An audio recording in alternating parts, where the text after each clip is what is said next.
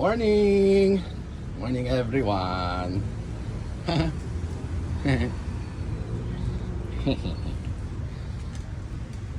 Mega Squirt 3! We have Mega Squirt 3 now.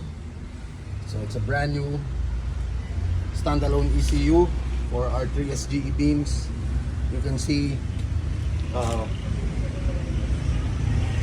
the sockets are still here, the pins for the wire are here. It's all brand new, and Ray will work on the wiring while I'll do the fueling. We'll fix the fuel regulator.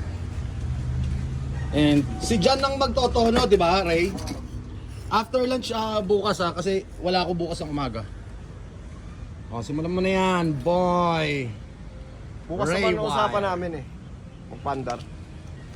Kakabit ko na ngayon. Go! Okay. Bago yung mga pin, bago yung socket, bago yung box. Nasunog ah.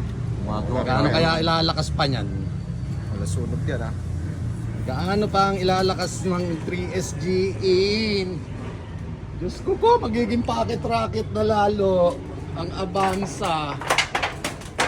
Avanza Gen 1. Ang nag-iisa sa Pilipinas.